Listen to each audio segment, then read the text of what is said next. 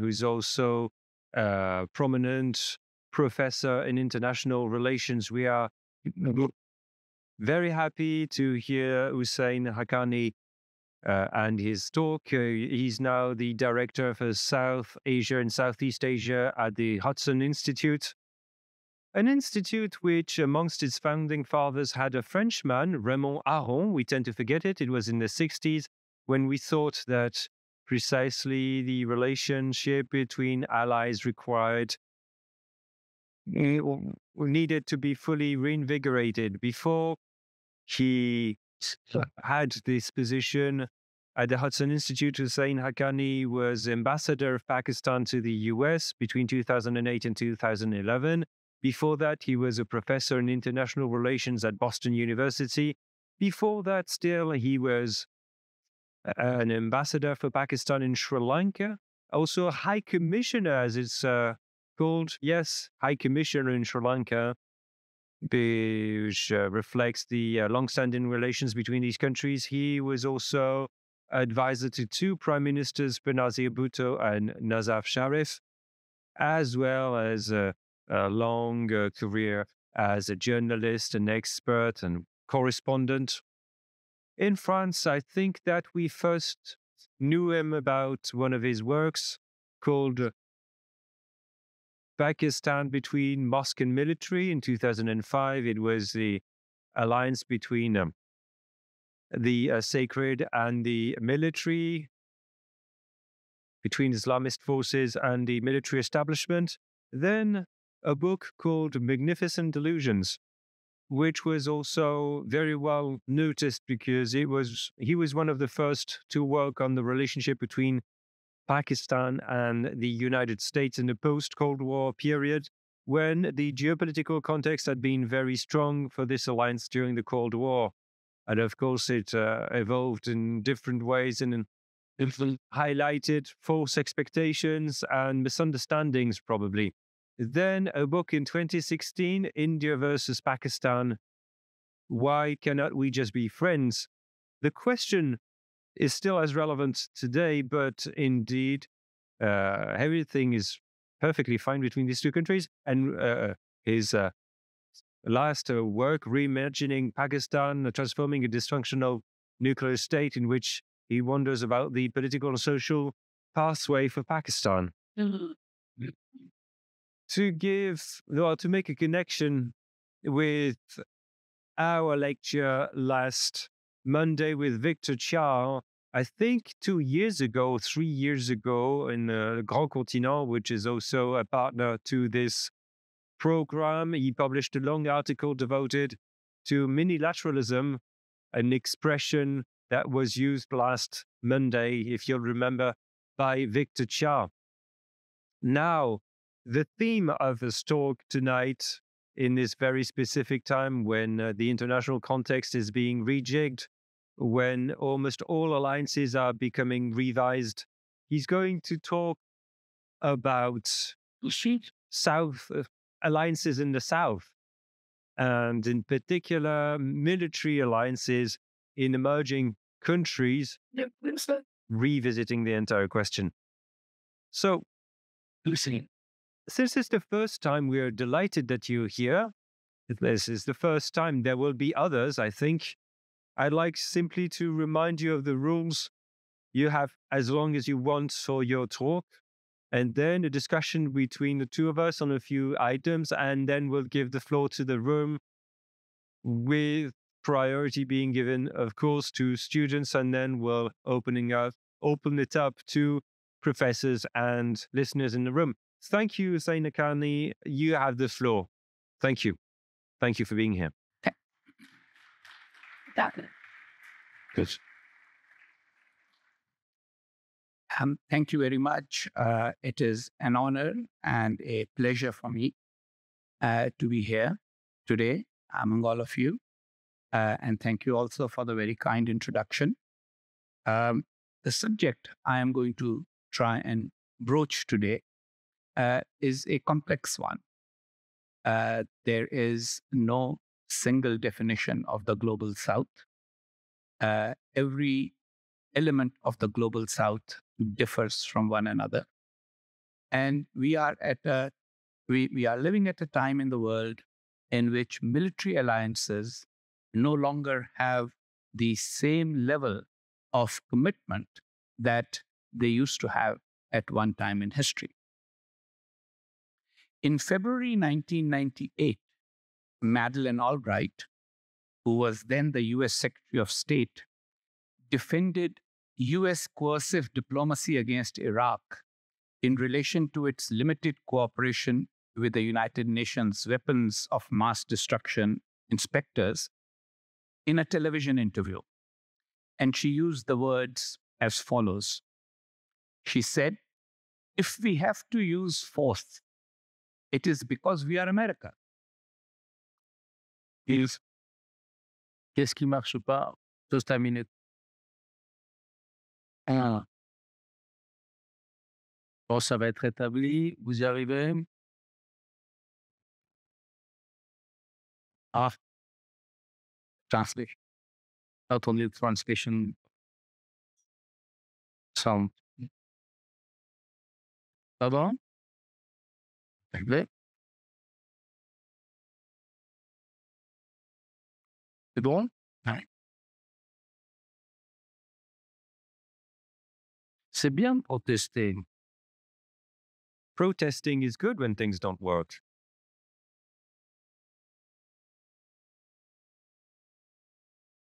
Ah ben voilà, c'est très bien. Ça veut dire que vous êtes au moins... So this means that at least people listen to you intently. On en était à Madeleine Albright, elle a des We were speaking about Madeleine Albright. Words I will repeat again. She said, "If we have to use force, it is because we are America. We are the indispensable nation. We stand tall and we see further than other countries into the future. And we see the danger here to all of us." Thus, the term indispensable nation came into popular use to describe America's centrality and criticality to the liberal rule-based order that evolved after the end of the Second World War.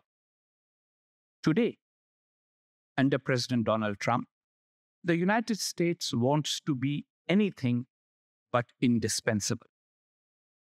Trump has made it clear that he finds the US-led international order as disadvantageous to Americans.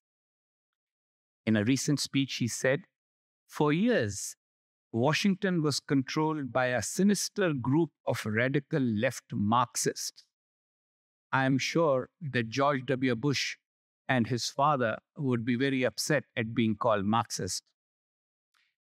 The radical left Marxists, warmongers, and corrupt special interests who drained our wealth, attacked our liberties, obliterated our borders, and sucked our country dry. The focus of US policy, according to Trump, is not going to be on ensuring global peace and security, as it has avowedly been since 1945, but to enrich America, or at least part of America. President Trump wants to restrict imports and immigrants and wants allies to pay for their own defense. This affects the developed countries of the North and the developing nations of the South differently. Europe, for instance, has looked to the US for its security in the military context. The countries of the global South have sought economic and political security as well as military equipment and training.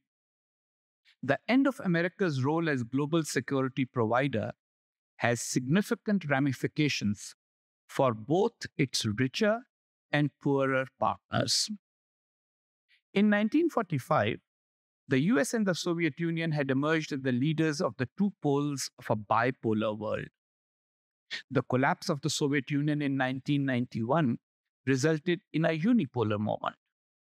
The notion of indispensable nation was a product of that unipolarity. It resulted in some expensive and inadequately productive deployments of force by the United States and resulted in disenchantment among a section of Americans with the idea of expending American resources to manage global order. As the leader of the American movement of those disenchanted with globalism, President Trump wants to cut deals with autocrats such as Russia's Vladimir Putin or North Korea's Kim Jong-un. He would like to end wars, reduce tensions in trouble spots, and allow the United States to focus on its own prosperity. Now, the desire to end wars and to concentrate on producing wealth is not new to Americans. President Woodrow Wilson, who is much disliked by Trump and his followers, led the US into the First World War with the slogan, "A war to end all wars." The post-Second World War idea of ideological dominance against communism and the post-Cold War hope that the triumph of free markets and democracy might mark the end of history were also reflections of a similar happily ever after concept of world affairs. President Trump, too, will find that dissolving existing coalitions and institutions might not necessarily have the outcome that he desires. By withdrawing the US from the arena, he might end up hastening the emergence of a multipolar world and thereby reduce America's clout significantly. As it is, other major powers have been active in creating their own structures independent of the United States. We have seen the emergence of BRICS Plus, OPEC Plus, and the Shanghai Cooperation Organization. On the other hand, China, North Korea, and Iran have joined with Russia at different levels to disrupt global order. It is unlikely that these groupings will collapse just because President Trump wishes them to fail. The more likely outcome is the end of America's role as indispensable nation and the rebirth of an era of regional military alliances amidst multiple layers of distrust among nations. Distrust of Donald Trump and the United States under his presidency being the top and most prominent layer. Where would the nations of the global South fit in this new picture? For the industrialized world, such as Europe, the issue is to increase defense spending and persuade the young to serve in their military. But the countries of the South, already resource deficient, will need to diversify their military alliances to ensure reliable supply of equipment as well as opportunities for training and military education. US scholar Joseph Nye has argued that there are too many conflicts among states in the global South for the countries to have a unified voice. Military cooperation is even more difficult. The issue is not just the absence of firepower. Several global South countries have large militaries, including China, India, Pakistan, Indonesia, Turkey, Iran, Egypt, and Brazil. 3 countries in the global South, China, India, and Pakistan, are declared nuclear weapons powers. Several have large indigenous military equipment manufacturing capabilities, but most have unresolved border conflicts or regional rivalries. There are several possible combinations of rivals competing with one another, and there is a lesser prospect of a global South military alliance. For example, China and Pakistan are more likely to cooperate against India, as they already do, then it is likely that China and India or India and Pakistan could become allies. It is important to recall that the term Global South emerged as an alternative to Cold War era term Third World, describing economically disadvantaged nation states. The South is not merely a geographical region, but a political space that has been shaped by shared problems, shared post-colonial heritage, and similar power structures. There are approximately 130 to 150 countries typically classified as part of the Global South, though this number varies depending on the specific definition used. These countries cover most of Africa, large parts of Asia, Latin America and the Caribbean, and parts of Oceania, minus Australia and New Zealand. During the Cold War, much of the radical rhetoric about the Global South related to shared experiences of subjugation under global capitalism. But in the political and strategic realm, it can best be traced back to the non-aligned movement, established in 1961, which sought to create an independent political and economic bloc free from Western and Soviet influence. The concept has become popular once again since 2022, very recently, when some countries expressed concern over playing the role of just supporting characters in the drama of multilateral institutions and forums. They want a bigger role. They want to be the heroes of their own story. The G20, with equal representation from the global North and South, experienced a clash between the two binaries over the Russian-Ukraine conflict. Most of the global North took a strong stand against Russia, but global South countries were cautious in condemning Russia to protect their individual interests. Apart from the Russia-Ukraine conflict, the global South also had complaints relating to the impact of the COVID-19 pandemic. Several countries complained that the world's developed states, particularly the United States, waited for their entire population to be vaccinated before offering or sharing the COVID-19 vaccine with the more vulnerable populace of the global South. Countries ranging from Brazil and India to the United Arab Emirates have initiated cooperative efforts to articulate a global South perspective on major issues confronting the world since then. As chair of the United Nations Climate Change Conference, or COP28, the UAE organized meetings of global South countries on issues of common concern. In 2023, Mexico and Brazil offered alternative proposals for ending the conflict in Ukraine. Although there is a lack of homogeneity in views, global South countries try now to engage more with one another. Reprising its leading role in the non-aligned movement of the Cold War era, India has organized a Voice of Global South Summit since 2023.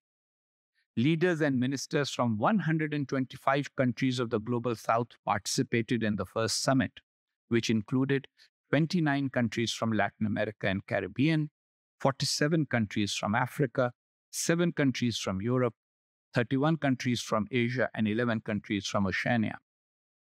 Calls for paying closer attention to the Global South to make institutions more effective have grown. India and China are vying to emerge as leaders of a new bloc of nations. China's Belt and Road Initiative is an instrument for winning friends and influence over poorer countries, while India is developing its own connectivity projects and has increased development assistance. Some have even suggested that a sympathetic country from the global North, and this would be of interest to the people in this room, that an sympathetic country from the global North, such as France, can be a major player in leading or guiding the global South. This view has been voiced particularly by some Indian scholars.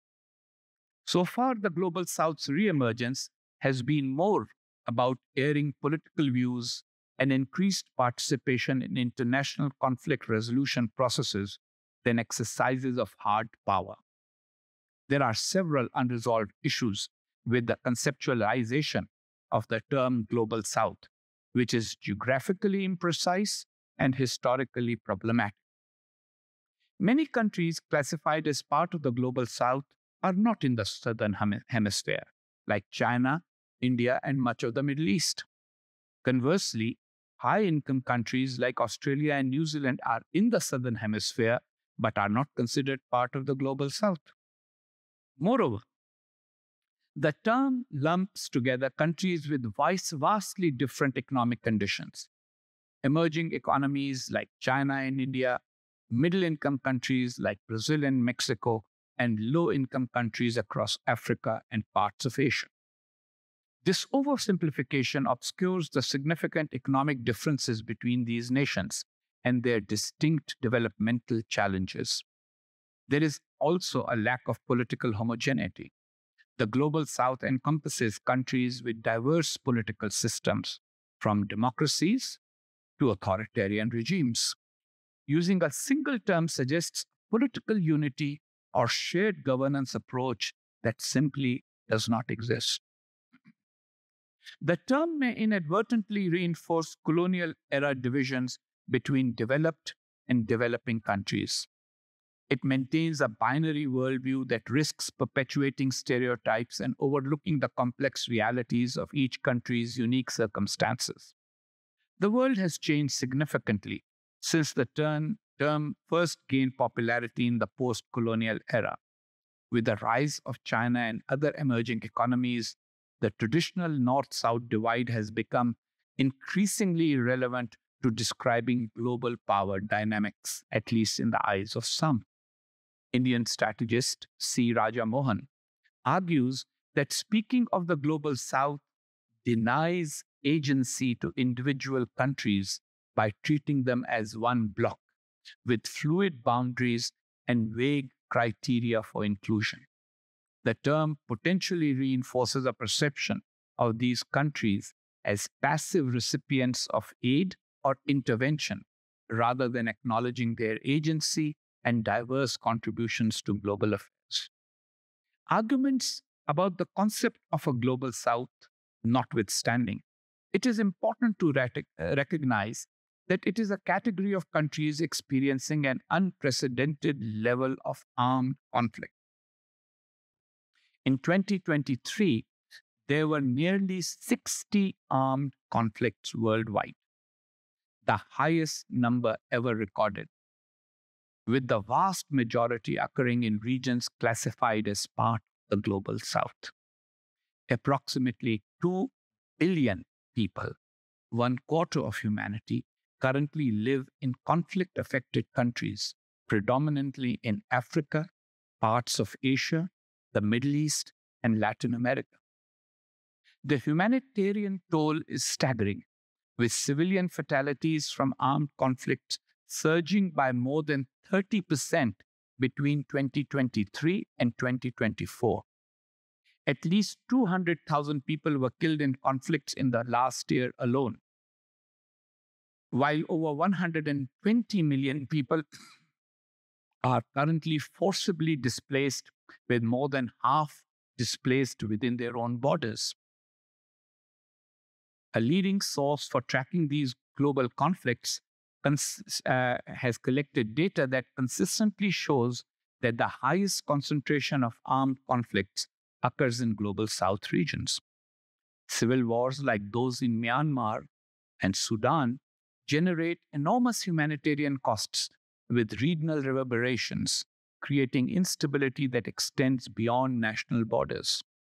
Criminal conflicts involving drug trafficking networks, gangs, and militias wreak havoc in countries including Brazil, Ecuador, Haiti, Mexico, and South Africa, in some cases generating more deaths than formal wars. Increasingly common are hybrid conflicts that fuse conventional and irregular tactics with terrorism and crime to achieve political objectives.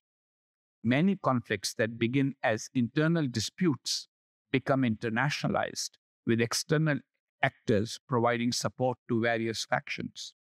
For example, the long-running conflict in Sudan has had several international actors supporting different factions at different times, even switching support at some moment. Libya is another instance where multiple actors have been involved, international actors as well as local actors, with people switching sides keep the conflict going. Multiple conflicts.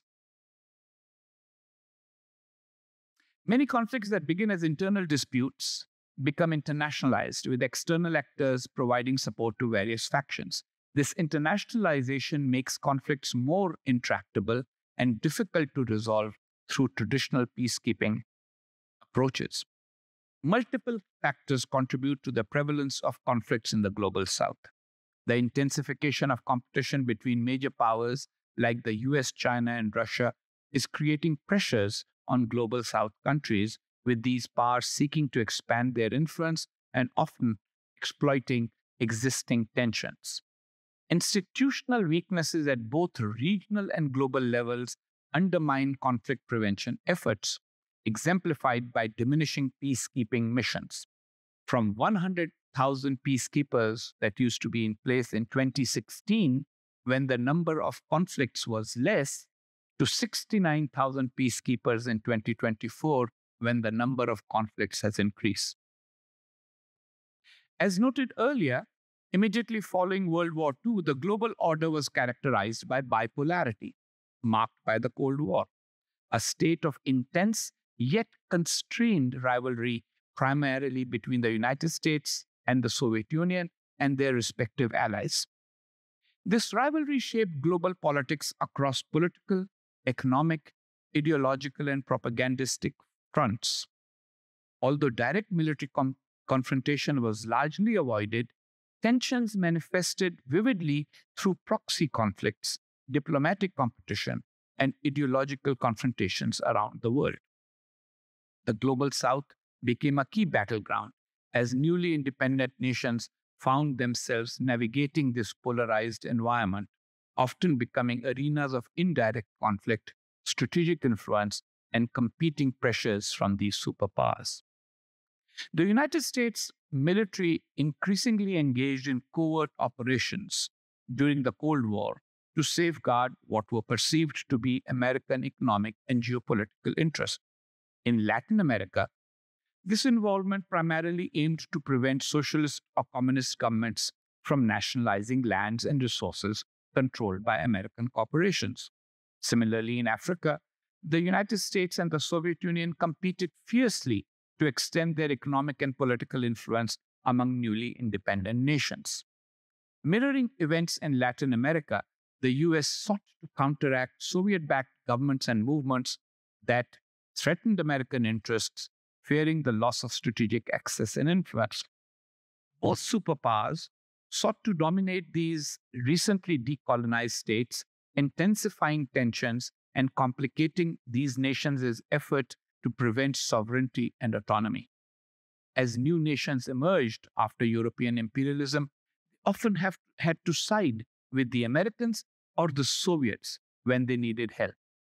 While most of the global south remained at least nominally non-aligned, approximately one-third of countries from global south countries explicitly aligned themselves with either bloc, with the majority tending towards insisting on non-alignment or neutrality.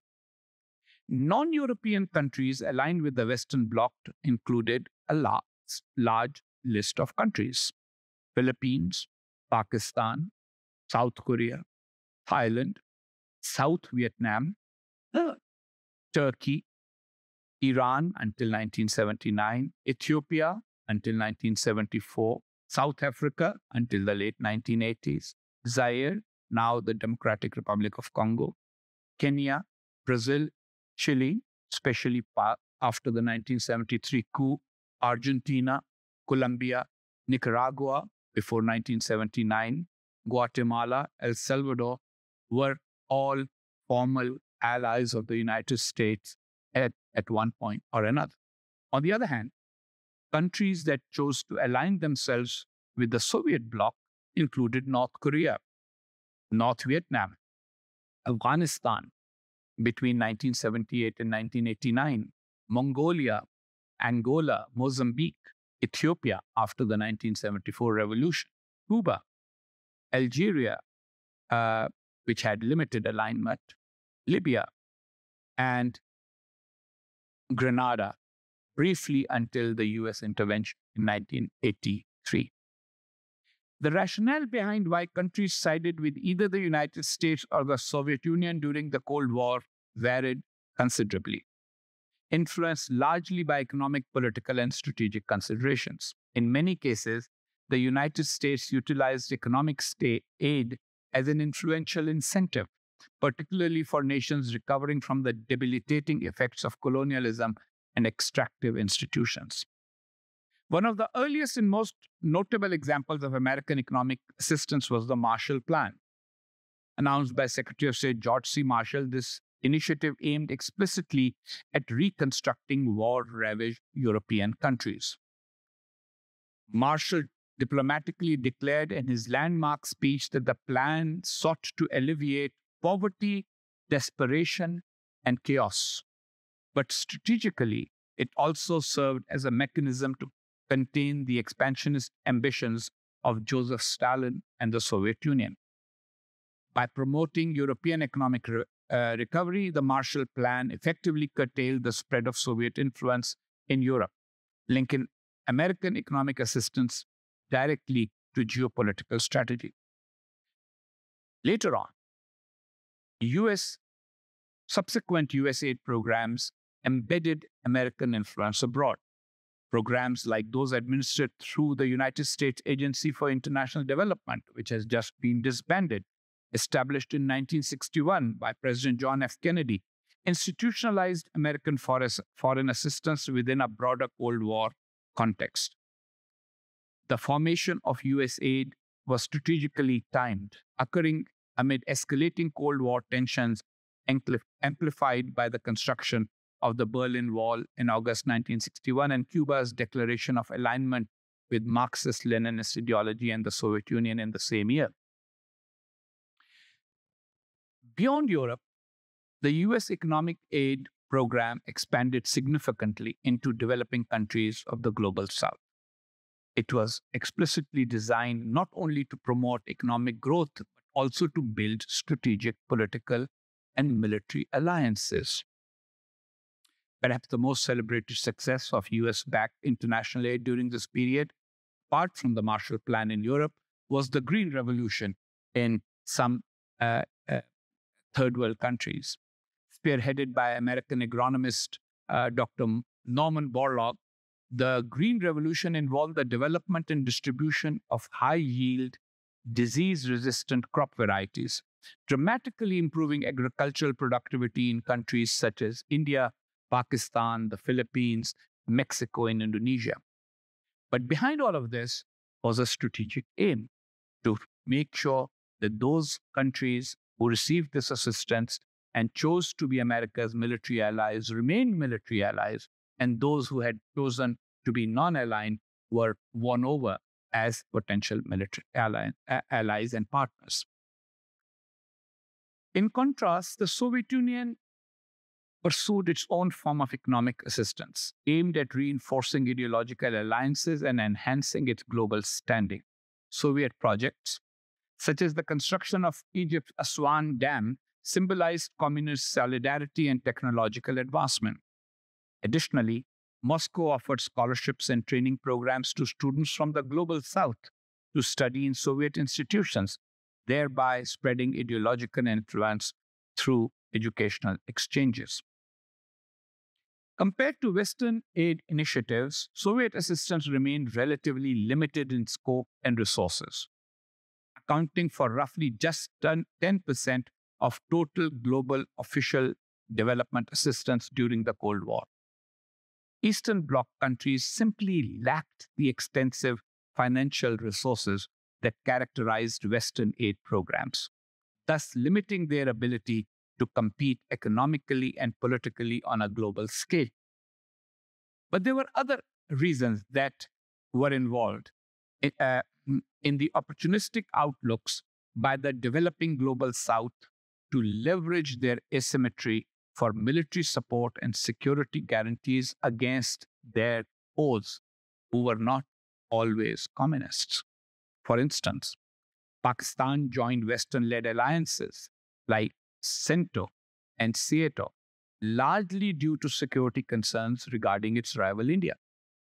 A global order led by the US, emerging as a victor from World War II, allowed Pakistan to sway the United States towards its establishment at the expense of Indian intimacy towards Americans.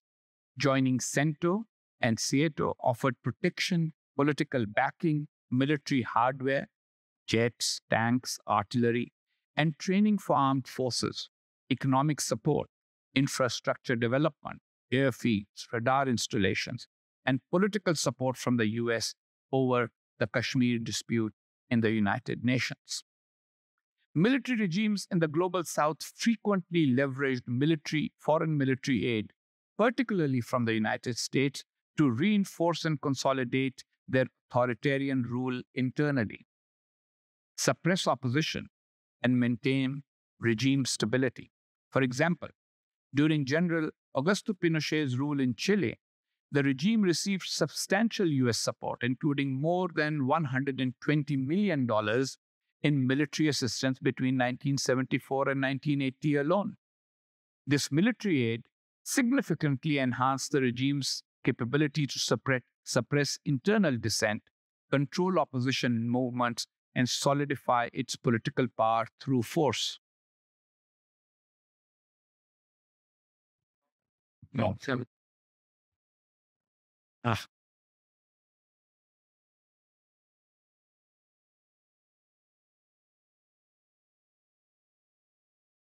Yeah. Yes, c'est parti.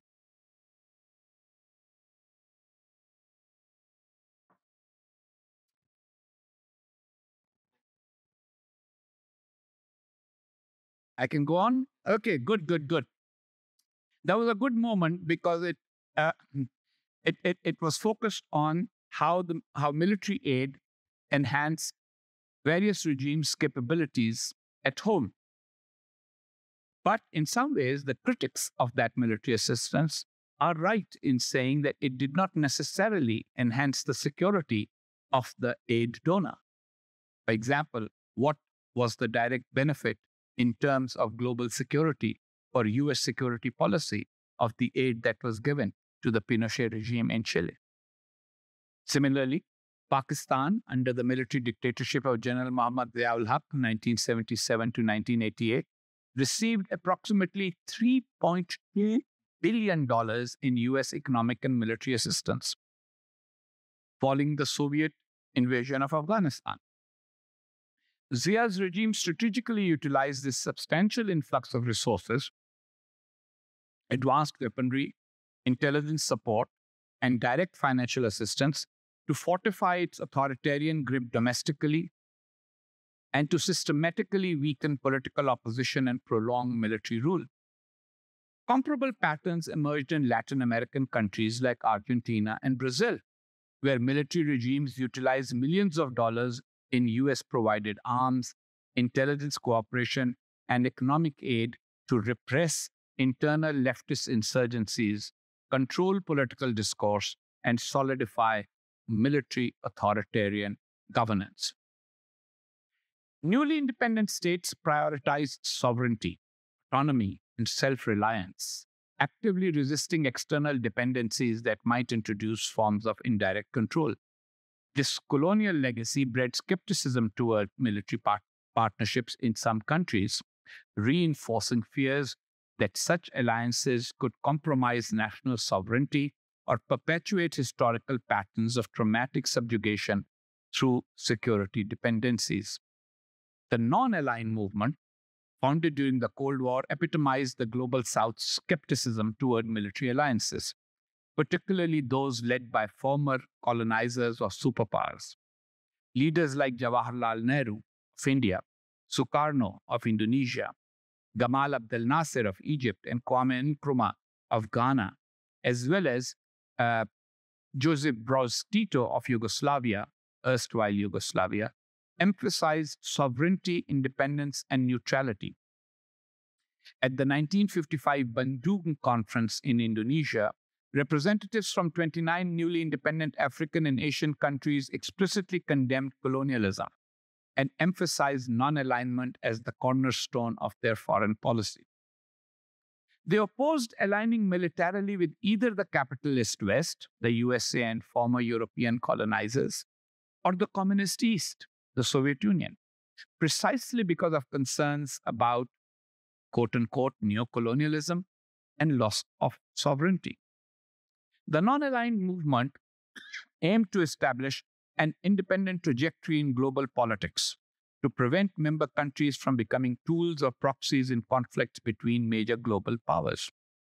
There is always huge distance between desire and accomplishment, and the non-aligned movement in many ways represents that huge distance.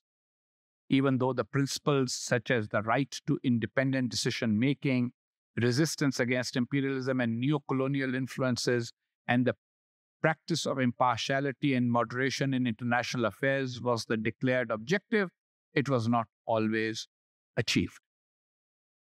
The Cold War alliances between the global South and the superpowers, particularly the United States and the Soviet Union, brought significant benefits to some developing countries. These alliances provided access to resources, technology, and infrastructure that many nations in the global South would not have been able to secure on their own.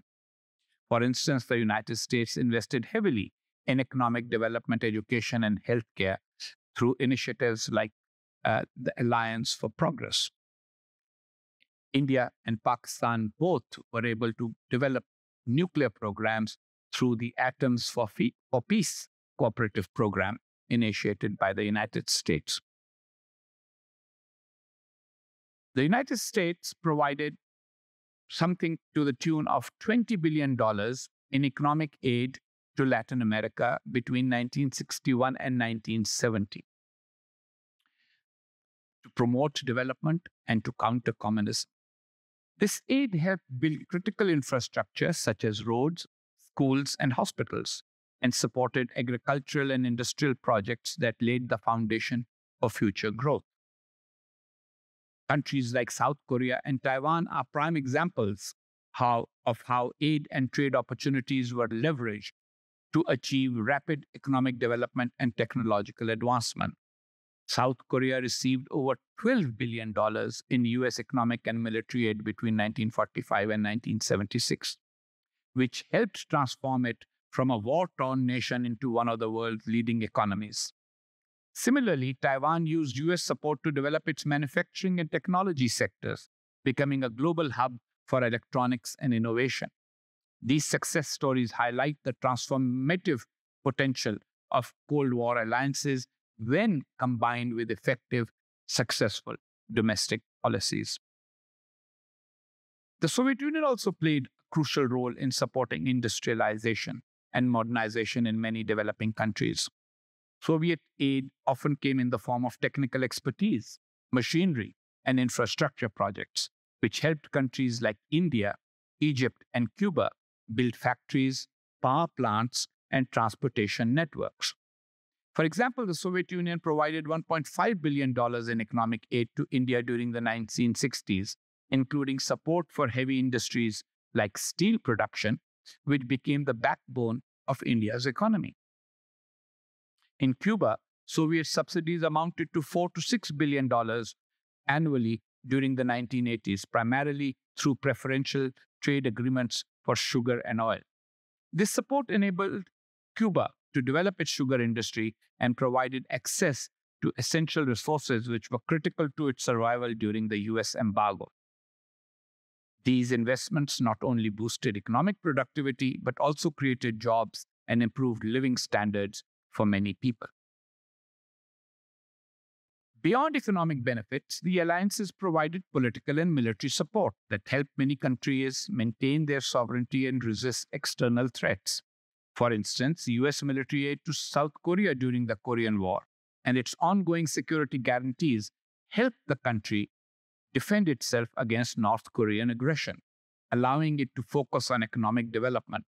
Similarly, Soviet military support to countries like Vietnam and Angola enabled them to resist their enemies and also to achieve independence.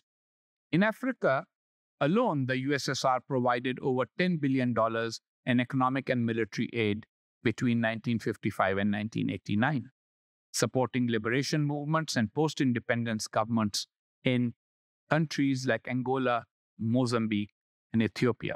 In many cases, this support was crucial in helping nations assert their autonomy and build stable governments.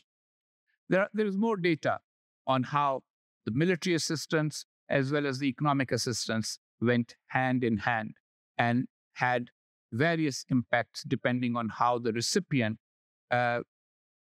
behaved internally and what kind of policies they pursued. But one of the most significant drawbacks of military alliances during the Cold War was the dependency they create. Many countries in the global south relied heavily on military and economic aid from the superpowers to maintain themselves. Another major drawback was the prolongation of conflicts in the global south. Military alliances often exacerbated rather than resolved conflicts, as superpowers armed opposing factions to advance their geopolitical goals. For instance, US support for anti-communist forces and Soviet backing for revolutionary movements fueled civil wars in countries like Angola, Mozambique, and Afghanistan. And the impact of that backing for various factions continues to roil these countries to this day. The influx of military aid also led to economic distortions in the global south. The militarization of the global south during the Cold War had significant environmental and social costs. Military operations and the production of weapons led to environmental degradation, including deforestation, pollution, and the destruction of agricultural land. Additionally, the presence of foreign troops and military bases sometimes disrupts local communities and cultures. The US military presence in the Philippines and South Vietnam led to social tensions and conflicts with local populations, while Soviet military activities in Africa often displaced communities and disrupted traditional ways of life. Finally, the neglect of local needs was a recurring issue in Cold War military alliances. Aid was frequently tied to strategic objectives rather than the development of priorities of recipient countries. For instance, Soviet aid to Cuba focused on sugar production and military support while neglecting other sectors of the economy. Similarly, US aid to South Vietnam prioritized military objectives over economic and social development, contributing to the country's instability and eventually to the failure of American objectives. This focus on superpower interests often led the real needs of the global south unaddressed, perpetuating poverty and inequality. The Cold War era experience of alliances has made most countries of the global south wary of formal military alliances. As the United States, the major champion of formal treaties as an instrument of alliances, backs away from its global commitments under President Trump, the suspicion of alliances already manifested in much of the global south will be reinforced. India's first Prime Minister, Jawaharlal Nehru, argued that military alliances were inherently unequal, requiring smaller nations to subordinate their interests to those of more powerful states. Instead, he advocated for a world order based on parallelism and lateralism, principles emphasizing equality and mutual respect in international relations. Parallelism, as Nehru envisioned it, requires that similar problems will be addressed with similar norms and approaches, regardless of the size of a nation or its power. Lateralism, on the other hand, stressed the moral equivalencies necessary for fair agreements, symbolically suspending power asymmetries to enable equitable negotiations. These principles were central to the Bandung Conference and to subsequent evolution of the non-aligned movement. Nehru's idealistic concept remains alive. but the practicalities of power politics continue to highlight the need for military alliance. Most post-colonial nations have shown a strong preference for economic groupings, which align more closely with their developmental goals and aspirations for a multipolar world rather than military ones. The rise of organizations like BRICS, the African Union, the Association of Southeast Asian Nations, ASEAN, the Organization of Petroleum Exporting Countries, and the Community of Latin America and Caribbean States reflects this trend. These groupings emphasize economic cooperation, trade, and investment, offering an alternative to the military-centric framework of traditional alliances. More recently, there has also been a move towards minilateralism, which is smaller coalitions of countries focused on one or two very specific goals. Currently, with the US pulling back from the world, many countries are redefining the principles of their engagement with other nations. The responses of countries to conflict remains varied, with no single stance clearly dominating across the global South. These varied responses are seen quite clearly in the global South's international engagements regarding the war in Ukraine. At the United Nations General Assembly, many global South nations supported a key resolution, the one adopted on October 12, 2022, condemning Russia's attempted annexation of Ukraine, but a significant number abstained. The African Union, on the other hand, called for an immediate ceasefire coupled with prolonged negotiations to ensure lasting peace. Not that that resolution had any effect. With the US being less willing to offer assistance and concessions as an incentive to secure support, there will be a rise in the tendency of global South nations to take a neutral or non-aligned stance in conflicts and issues not immediately related to them. We might also see a rise in opportunistic partnerships between countries of the global South and developed countries. The vacuum created by the end of American economic and military assistance to many countries might be filled by China or Europe or both. It is unlikely that we will see an end to wars, nor is it likely that the period of great prosperity for Americans at the expense of the rest of the world, as envisaged by President Trump, will materialize. But there will be significant convulsions across the global South in the years ahead, with little mitigation from the steadying hand of a superpower. We will see an increase in local, regional, and internal conflict. We will all be constantly reminded of the Chinese saying, "Better to be a dog in times of tranquility than a human in times of chaos." Human beings, be warned of the chaos that is coming. Thank you all very much. FTBK.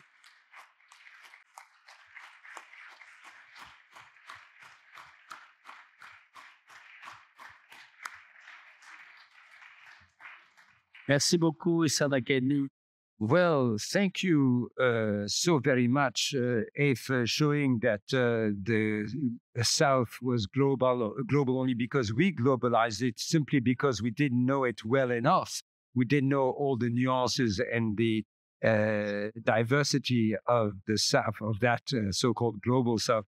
It was a way of saying, having mentioned the Third World, the non-aligned movement, well, the global South was in a way everything else, but for the West, especially on the occasion of the war in Ukraine, global South became a category of its own. You had the collective West, but then again, what do we mean by that? Well, that was a category. Then there was an axis, a confrontational axis between Moscow, Beijing, Pyongyang, Tehran, and then you had the global South that refused to take a stand in that conflict and considered that once again. There you had a war in the north or a war on the old continent. And in any case, the global south should be drawn into that. So it's implicitly that this concept took on a new emergence with the global south refusing to take part in this state of conflict. But that would be maybe my first comment.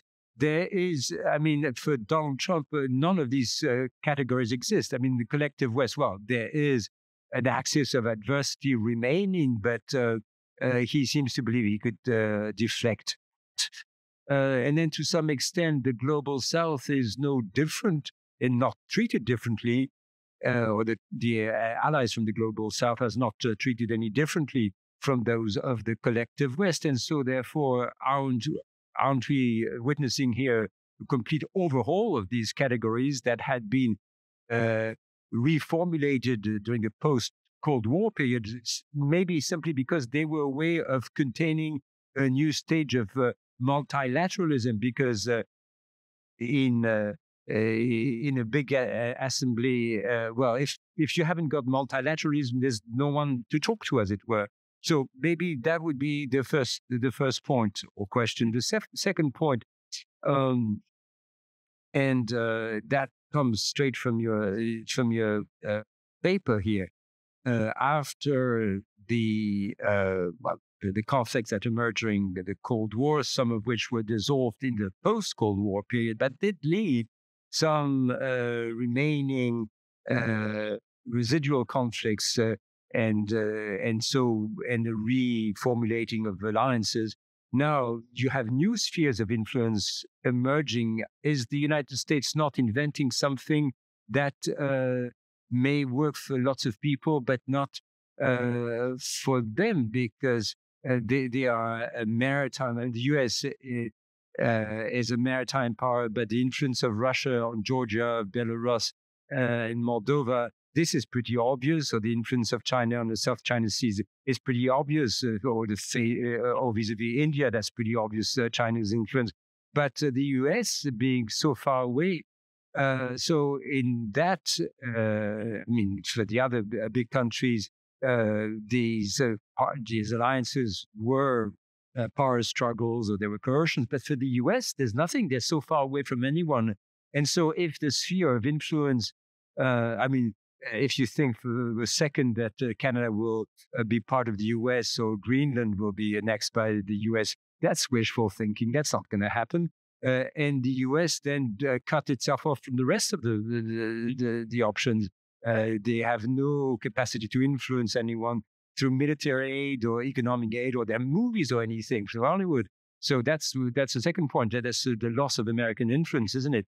And then the third point, isn't there a risk in that new American policy? Isn't there a risk of new regional hegemonies emerging that could really be a threat in terms of conflict? I'm not talking about the traditional triangle, Israel, Iran, and the Arab countries, but I mean, we are all focused on the Ukraine conflicts, and there were hundreds of thousands of deaths on both sides. It's no small thing. But most of the deaths that you pointed out, most populations that suffer from war, well, most countries are in the global south. So isn't there a risk of these conflicts re-emerging, or indeed regional hegemonic powers emerging? C'est sympathique, mais de toute façon, il va...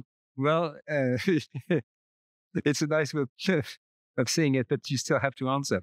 Let me begin by saying that we are definitely seeing an erosion of global multilateralism.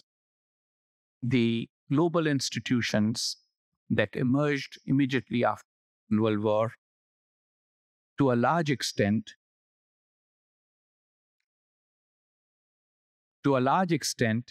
benefited from America's backing and support.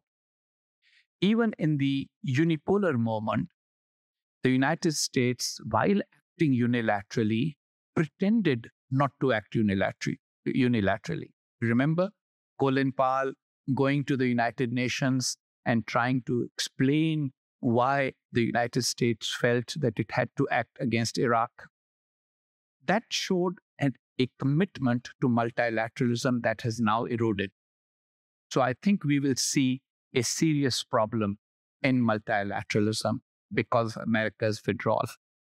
That withdrawal will adversely impact America.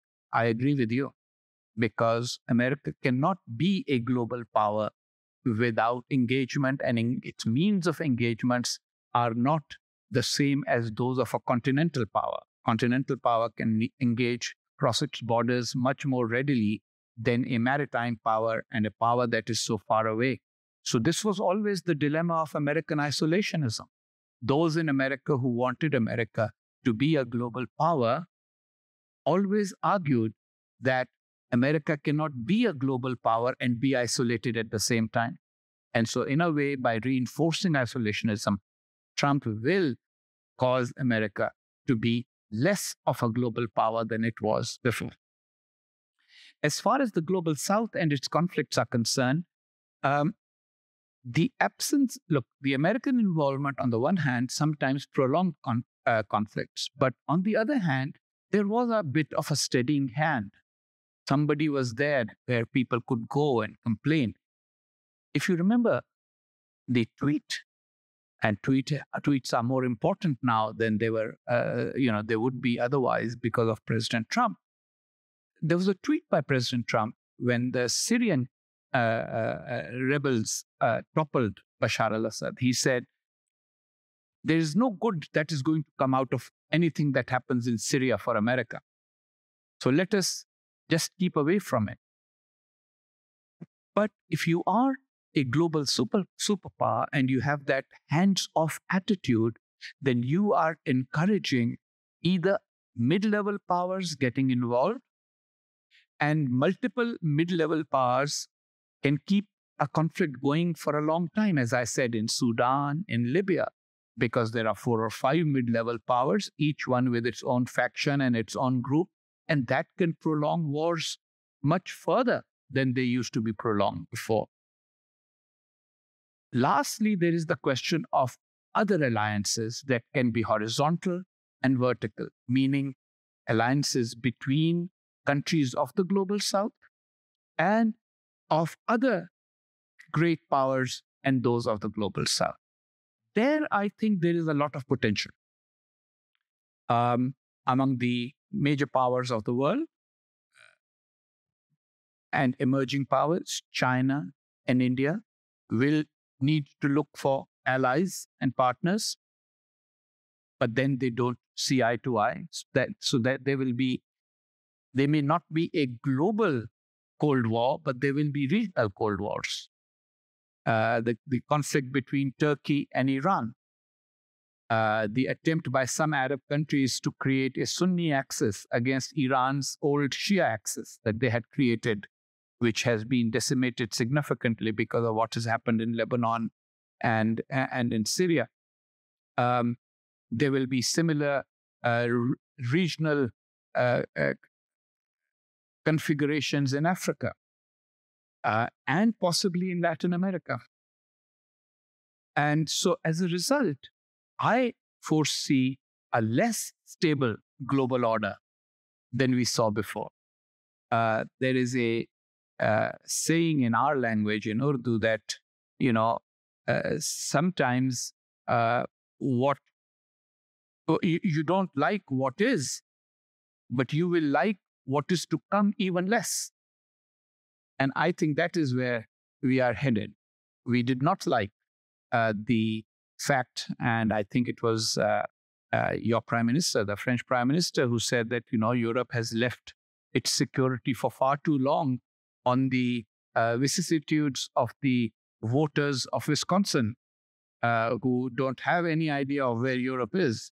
And we dislike that.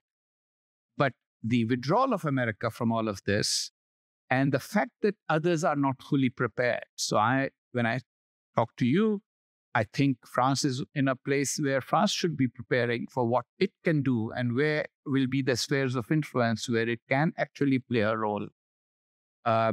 the other Europeans who have kind of been living in a bit of a paradisical world, sort of world in which there is no conflict except until Ukraine.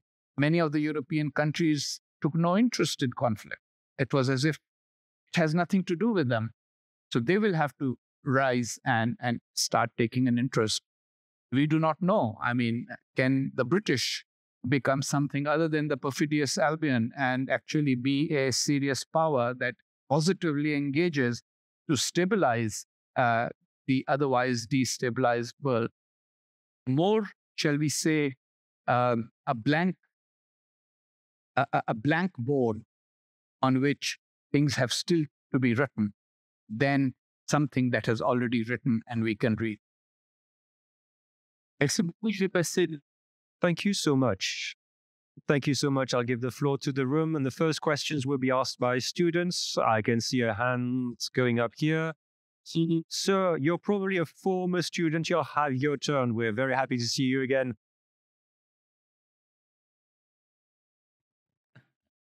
Je vous en prie.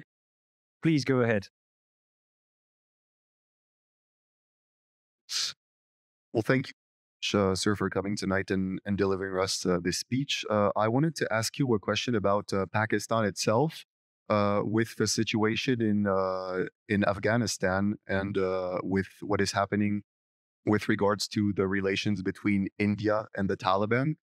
How do you see Pakistan's security, and how does Pakistan's population see its future security?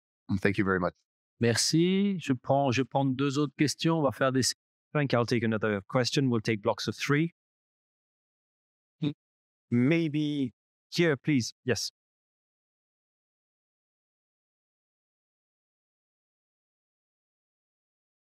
And then a third question over there, please. Good evening. Thank you so much for your talk. I have a question about diplomatic and economic relations between India and Pakistan, which we know are still conflictual. So can the US play a role for defense and the economy in both countries? And we know that President Trump's policy aims for global withdrawal in terms of foreign policy. So to what extent can a rapprochement between India and Pakistan happen, and how profitable would that be for both countries? Sir? Interesting and insightful presentation. My question would be, to what extent do you see an international economic order or liberal order with the world becoming more and more integrated, and with the rise of regionalism? How do they fit together, in your opinion? Thanks. So 3 questions, 2 about Pakistan and 1 about the global order.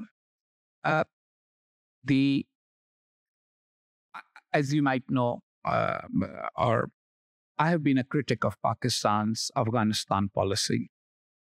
On the eve of the Taliban takeover of Afghanistan, I wrote an article in Foreign Affairs titled Pakistan's Pyrrhic Victory.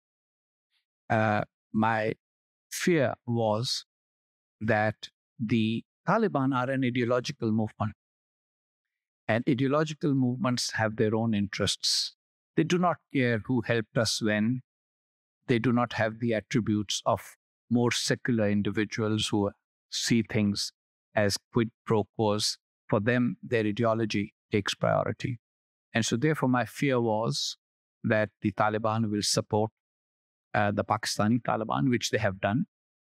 And my other fear was that, totally forgetting about what Pakistan may or may not have done for them, they will look at new alliances and could opportunistically join up again with India to create problems for Pakistan for their own advantage. And both things have happened.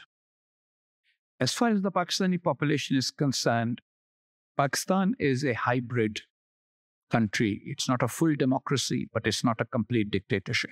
So therefore, some room for opinion remains, whereas there is an overwhelming and a very dominant military establishment that also asserts its policies. And the conflict between them is continuing. One of the more major political leaders, former cricketer Imran Khan, who is currently in prison, he was a strong supporter of the Taliban.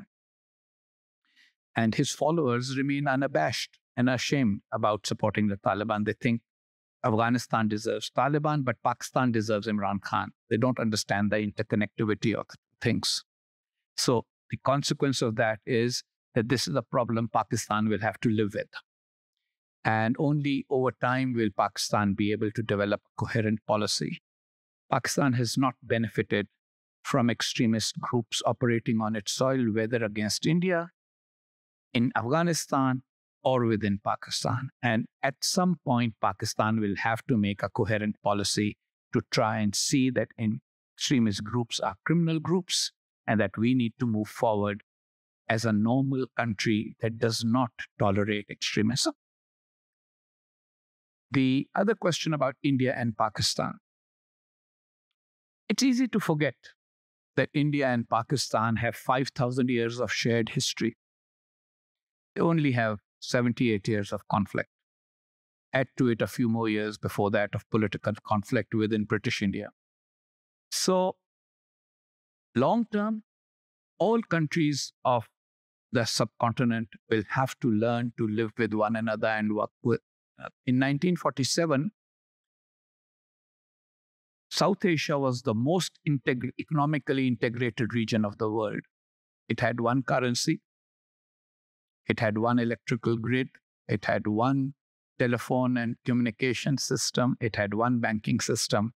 It had free trade all the way from the border with Afghanistan to the border with Myanmar. Today, it is the least integrated region in the world.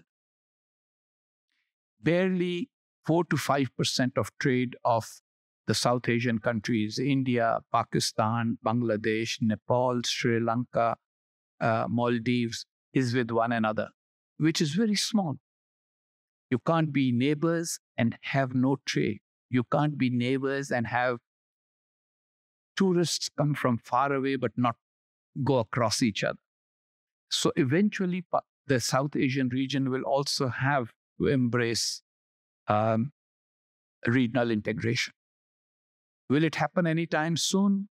I cannot say with any certainty because both countries, especially India and Pakistan, have ideological movements that are just very antagonistic towards each other. And they keep feeding the ideology of hate towards one another.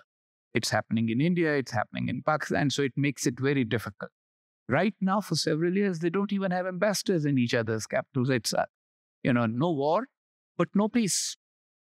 There is, you can't be neighbors and not have constant consular and diplomatic relations. And both sides like scoring points against each other. They if they defeat each other in the game of cricket, they think it is some great victory, whereas it's just a game. In that sense, they are sometimes like the football teams of Europe, except that it really creates an environment of hostility between people, between people of a subcontinent that is 1.5 billion people. Moreover, economic benefits of cooperation are enormous, but the economic disadvantages of lack of cooperation are also now becoming apparent. There are products in Pakistan for which there would be no other market except perhaps across the border, and vice versa. So this will be something that will have to be resolved. When will the national egos give way to national common sense? We will have to wait and see. The question of economic global and economic order of greater integration. Look, we were moving towards that. Globalization was a phrase that had become very common. The New York Times columnist Thomas Friedman wrote a book called The World is Flat, not the Earth, but the world is flat, meaning opportunities are going to be global. jobs will be created everywhere, people will invest all over, etc. But we have seen that has broken down, because after all, whenever there is globalization, there will be some who will do better than others. And so what we have now is a reassertion of petty nationalisms, which in some cases also is based on serious grievances. People feel that the system is not working for them. So that is blocked. But I don't think that the integrated supply chains that have emerged over the years are going to be completely broken down. So we will see a restructuring. It is very interesting that Donald Trump's favorite American president is William McKinley, who was president, I think, until 1898 or 1999. And he's the one under whom, and under him, there were tariffs. Under him, America ended up occupying Cuba and Philippines and Puerto Rico. America became a major exporter and producer of weapons. And he thinks that was the ideal time for America. But it was not the ideal time for the world. And I don't think that the ideal time for America is going to be recreated, but the ideal time for the world is going to be put off even further. So again, it's another one of those developments for which we will have to wait. But countries of both the global north, meaning the developed countries of Europe in particular, and the countries of the global south will have to work together to find some common ground on how to move forward. As I see it, Europe will move towards rearmament, hopefully. And so they will be able to develop some kind of self-sufficiency in defense, which will enable them then to be able to push back on America's sort of isolationist ideas and their impact on the rest of the world. And the global south also will end up having some groupings which will start dealing with the Europeans in their mutual interests. And that will be the beginning of a new global economic order that will be mutually beneficial. Alors, je vais prendre. So we'll take 3 questions, sir, and then I'm not forgetting you, yes. Please go ahead. You have the microphone. In the new configuration, a return to nuclear proliferation with countries on the nuclear threshold like Iran. What about it? Sir. Yes, I'll ask my question. Be reassured, Mr. Gautier, it's only a question for the ambassador today and not for you, nothing else. So I think it's very interesting. Well, first of all, thank you for your lecture, sir. I thought it was very interesting to hear a voice from the South. It's a bit of a change, and that allows us to have something which is a bit more critical of our vision, which, of course, is a bit Western-centric, as they say. So you talked about nuclear, and you talked about Indian-Pakistani relations. These 2 countries have nuclear weapons. So, which is quite surprising. I won't say more about this, but you have a relationship of conflict between the 2 countries that you've also addressed. So I would like to understand, in the matter at hand, which is the future of military alliances, here in this case for the South, what is the role of these nuclear weapons owned by Pakistan and India? Now we're talking about, there's a motion that was voted at the French Parliament, rather by the left wing, about a nuclear ban treaty. So what could be the position of such countries, with China not far away, countries that are nuclear equipped, and what could be the relationship between your country that has nuclear weapons and all countries that signed the nuclear ban treaty that don't have nukes?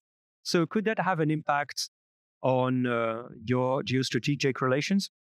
Thank you. It's true that the nuclear question at the moment is greatly revisited in France because of the fear of the withdrawal of the nuclear umbrella over Europe and the discussions that took place between the possibility of extending French and British nuclear weapons to the rest of Europe, but that's part of a more general climate about nuclear deterrence in the world and the risk of a return to proliferation or not. And of course, in Asia, well, it is the area with the most nuclear weapons in the world. So thanks for asking the question. Please. Thank you, Ambassador, for your very fact-based and very interesting lecture. That's a short question. You're coming from a great country in the Asian South, and I had the privilege. So you're living in the US also, so you're at the crossroads of a lot of decision-making centers, although you're not in Mar-a-Lago. But I wanted to know, what is the role that your country is playing in the situation between the United States of America and China? Does Pakistan, or could Pakistan, have a position acting as a middle ground, diplomatically offering and possibly curtailing some fiery temperaments? Let me begin by addressing the nuclear question. First of all, Mr. Gautier, France is lucky to have its own independent deterrent, so that you are not affected by America's withdrawal of its nuclear umbrella. And that was the reason, and that both India and Pakistan argued that they should have their own independent nuclear deterrent. Now, nuclear weapons are not desirable, but then there are many things in the world that are not desirable. I personally think smoking is not desirable, but that doesn't mean everybody will be able to ban smoking. Many efforts have been made. It just hasn't worked, unfortunately. And I'm not belittling the importance of nuclear weapons by giving that analogy. What I mean is, human beings can sometimes desire that they will just ban something. But the banning is not an easy process, especially of something that already exists. Large nuclear arsenals already exist with the United States and Soviet Union, China, India, Pakistan. Some say that Israel has its own nuclear capability, Britain, France. So there are already, the genie is already out of the bottle. And under such circumstances, all that can be done is to ensure that there is responsible nuclear behavior.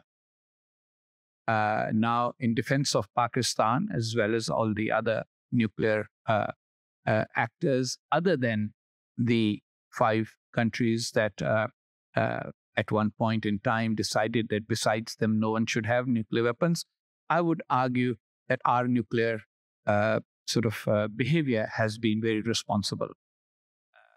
And nuclear security is assured. The chain of command is assured. And till such time as all human beings have the good sense to say, no one will have nuclear weapons, multiplicity of nuclear weaponry may perhaps be a much more stabilizing factor in the eyes of some, at least. Instead of just 1 or 2 blackmailing everyone, multiple centers in the world. So that is one thought that I would leave you with, not necessarily as a final thought. It's a thought that it should not be seen as the kind of threat as some people see it. On the question of the gentleman about nuclear weapons in general, I think that there are other threshold countries we should all think about.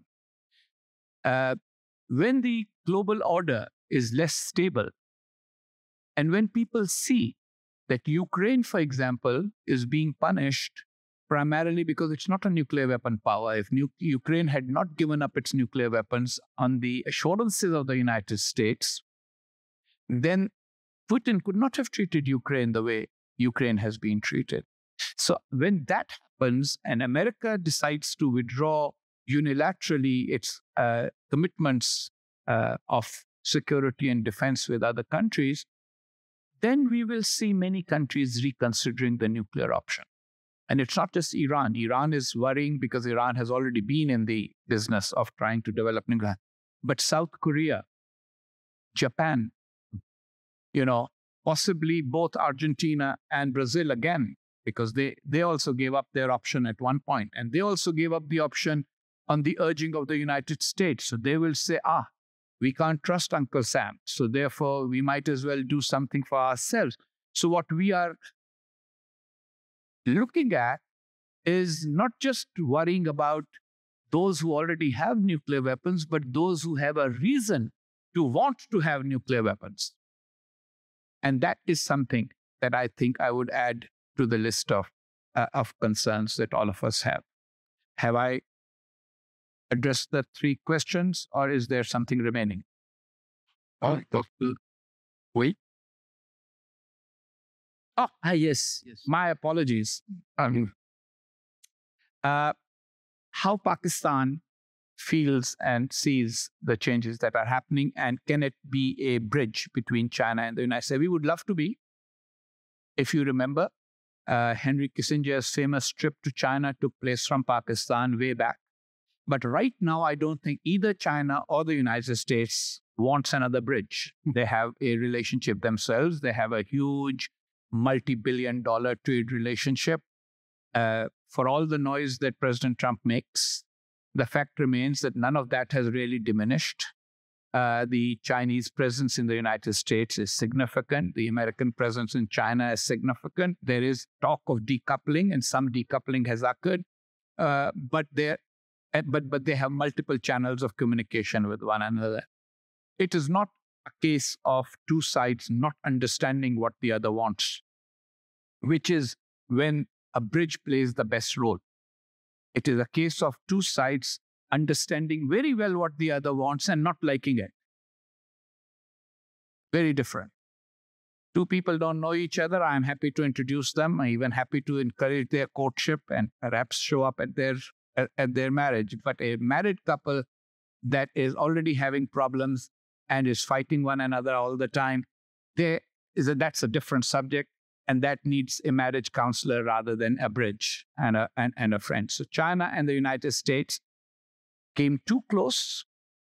And now basically what some people in America are arguing is that China has violated the terms of that closeness, in which America helped China's rise, especially its economic rise, became its market, in the hope that China will want peaceful rise and will not be a military factor in challenging American and the American-led world order. That's the argument.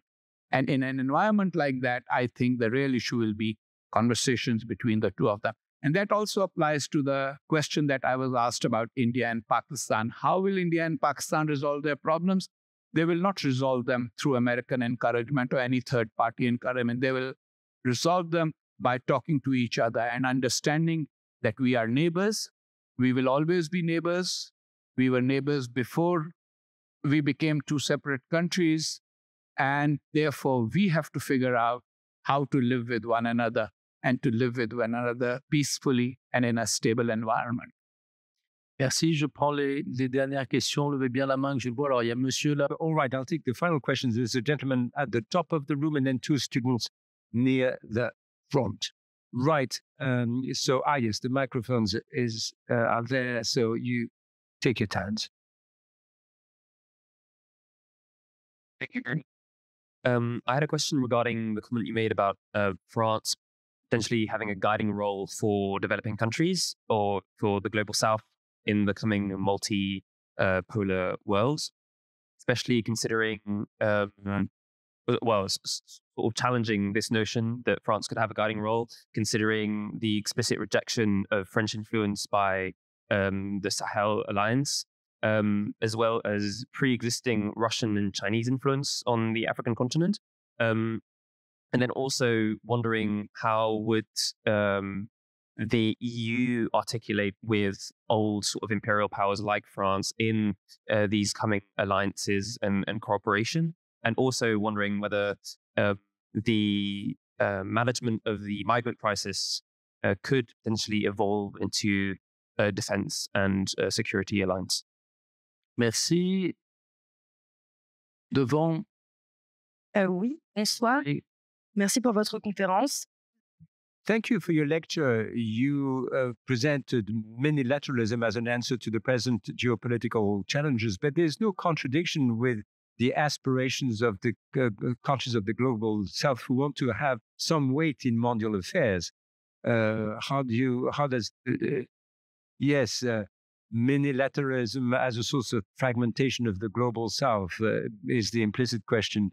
All right, and the gentleman there will have the final question. Yes, I wanted to know, because we're talking about alliances with countries, emerging countries of the global south. Right now, can the European provide some answer to Trump's recent statements? But then the BRICS countries, they are economically organized, but not militarily. So you could imagine BRICS countries then to decide to move on to a military organization, a military type of alliance, especially since as years go by, you see that many countries of the South, especially in Africa and the Middle East, initially they wanted to be in that economic organization, but then you could see a new dichotomy between countries of the North or European countries and countries of the South, BRICS countries. There would be a conflict between military alliances. All right, thank you. Now we can have the answers. I think that the move from economic to military is not always easy, but some do consider that as a potential path forward. The reason for that is that BRICS involves countries that have issues between themselves, Russia and China, India and China. So therefore, finding economic shared interest is easier than it is to find shared military interest. That does not mean that a BRICS-like configuration of global South countries in the military arena cannot emerge. Who will be the center of that? Who will organize it? Who will lead in that is something we have to see. China is very concerned that it doesn't want to do it because it will be seen by America as a direct challenge at a time when America already portrays China as the potential threat. So let us see if somebody will take the lead and do that. But yes, it is something that is possible. On the subject of minilateralism, let me just say that the minilateral arrangements are actually a result of a feeling that the more people are at the table, the more there is talk and not action. So therefore, why don't the 4 or 5? And by the way, that's a very natural human progression. You have international institutions, but then international institutions sometimes become frozen because there are too many members who are agreeing. So then you're finding the lowest common denominator, and in the end you have a resolution, but not any action. So why don't the 4 or 5 who can act on something specific just create a coalition of the willing that will do that particular and address that particular aspect, while understanding that on other aspects, each one of us might have a different opinion. And so there are some of those developing. The biggest of these, in my opinion, that we have to wait and see how it emerges is IMEC, the India Middle East Economic Corridor. Can India actually accept a role for, say, for example, Pakistan in it, which will be a more logical corridor if you're going to do an economic corridor? Will the Middle East countries, which are wary of each other, Iran, Turkey, Saudi Arabia, Iran, UAE, Saudi Arabia, differences among them, can they set those aside and say, you know what, this is an economically tremendously potential project, and let us all do that together? If that happens, then that minilateral will end up becoming quite multilateral. And that may be a better way forward But the fact remains that the original idea of all countries of the world being part of all international institutions has become a little complicated because somebody had to lead them. And right now, there's no one in that position because of the United States' withdrawal. So how do you get 195 countries to agree on similar things? And just majority, if it's just going to be a majority, then the minorities' interests will still require to be protected by someone. And so therefore, it has the procedural aspects of it have become too complicated to navigate, which is why minilaterals are replacing multilaterals in the realm of action, though not necessarily in the realm of the law and the legal regimes. Finally, France's role. Let me just say that since I come from a country that was colonized by the Anglo-Saxons and not by the French, I have a very different view of the French than those who were colonized by the French. So the call for a French role comes from those who were not part of the French colonial experience, primarily countries of Asia. Some African countries ask the Egyptians and the Sudanese and the Nigerians, and they're quite happy for a French role. Ask the Congolese and the Cameroonians, slightly different point of view. So again, as I said, the world has to move forward. And when the world has to move forward, those who can move forward with something, they should move forward. And so if those countries that do want a French role, they and France can agree on it, so much the better. Otherwise, what we are struggling with is a world that had kind of come together under certain rules, some conflict, but conflict being managed all of a sudden at the risk of coming apart. And I think that risk of coming apart far outweighs any complaints some have against the other major powers. So who are the major powers who can play any role in providing some sort of guidance, leadership, a major role? Well, the former British colonies are not going to be particularly happy about Britain playing that role. America has withdrawn itself. Russia is generally not trusted. China does not want to step in. So France, maybe France is it? I don't know. How do you say that in French? On verra. Alors, le ou la dernière. All right, we have time for a very final question. Are there any hands, and you as well, Alberi? Please go ahead. You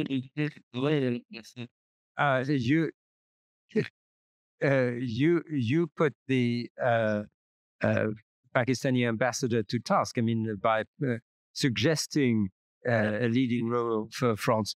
Please go ahead. Microphone. Please go ahead. There, I believe, is first. Well, thank you so much for this lecture. I'm delighted I'm not the last question because I will be asking a question about global Islamic terrorism. It started in Pakistan in 1979. It went to Sahel and other parts of the world. And you found coalitions bringing together France, the US, with the support of Russia. But now, France intervening in Sahel against terrorism was evicted because of Russia.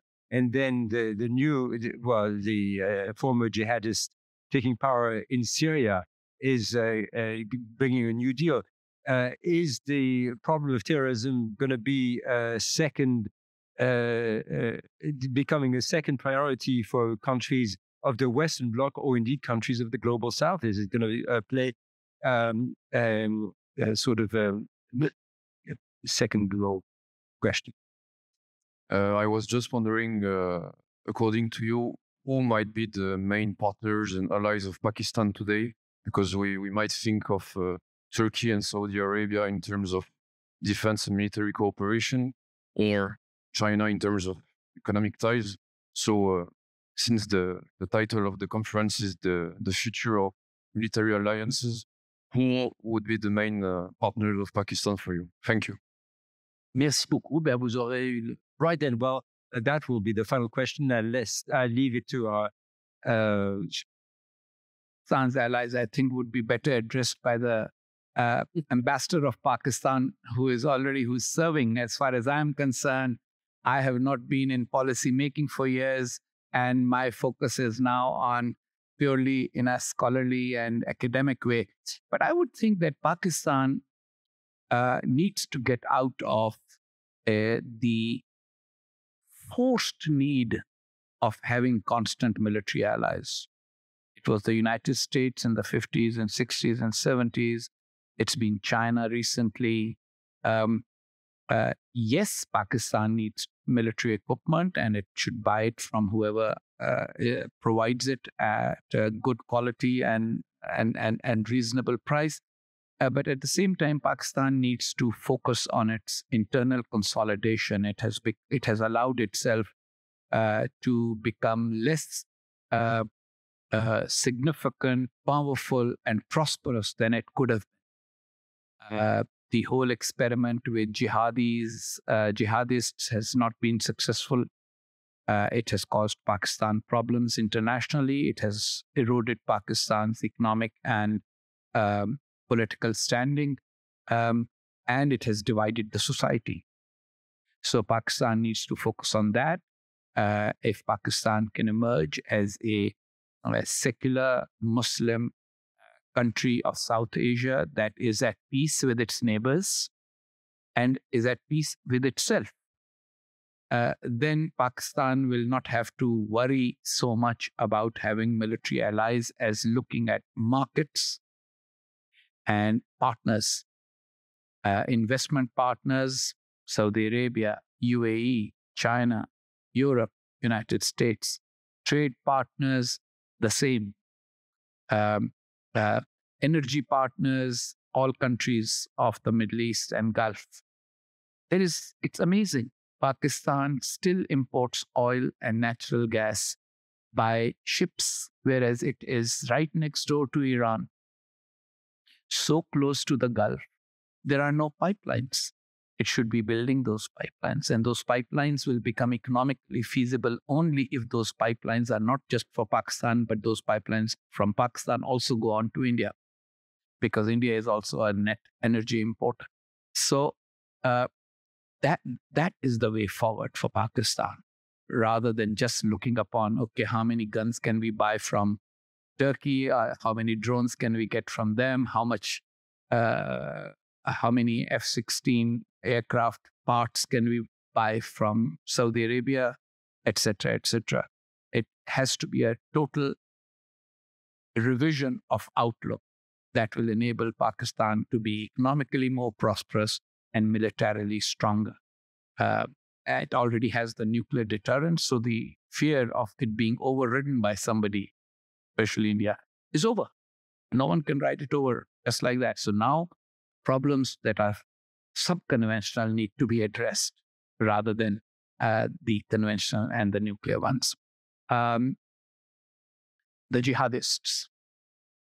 Look, the jihadist problem is still a global problem. It's very funny that 4 years ago, I wrote an article in Wall Street Journal, the title of which was Jihad 3.0. And my argument was that if Al-Qaeda was Jihad 1.0 and ISIS was Jihad 2.0, there will still be a Jihad 3.0. We just have to start preparing for it. Problem is that Americans, for all their success in many, many things, have not been able to master two things. One is the idea of patience. That is why they have fast food. The other thing that they have not been able to master is the concept of history. The Americans are the only nation in the whole world where there is an expression. If they say, he is history, what they mean is he is irrelevant. But history is never irrelevant.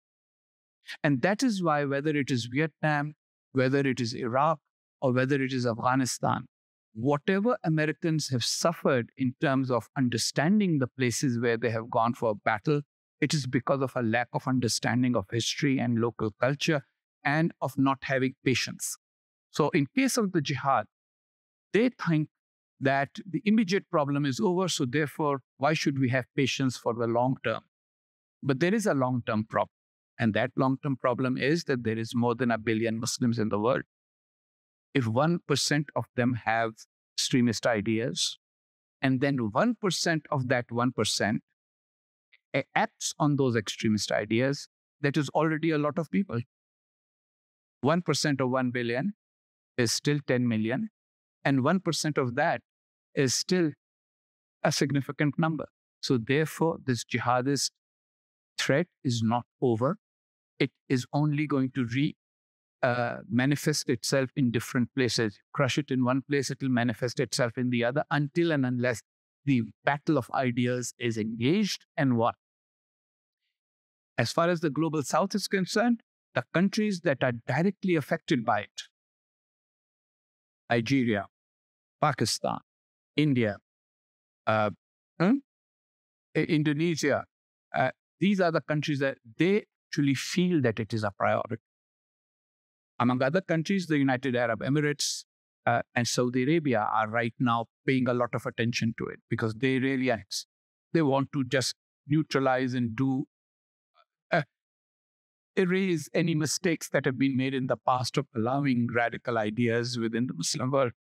And the Saudi Crown Prince has been very prominent in saying that, we need a more moderate more understanding of Islam rather than the extreme ones. So these are the people who will continue to act. The military coalition that was created immediately after 9/11 has been disbanded. It's over. And I think Trump will back away from it even further. Because if Americans as a whole don't understand history and patience, Trump represents that 1% of America that understands it least. And so he will take even less interest in anything that is of historical or longer term significance. So these 4 years don't rely on America for playing a role in this. However, others do remain engaged. They do understand the problem. And because they understand the problem, they will also continue to look for a solution which may not come quickly. We will all need patience for that. Merci beaucoup. Merci. Merci, Husain Haqqani. Well, thank you, Husain Haqqani.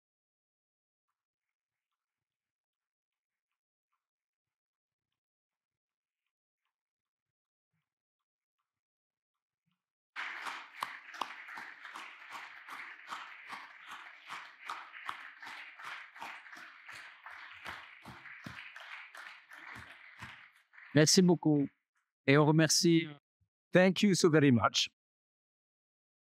Very much. Thanks. It was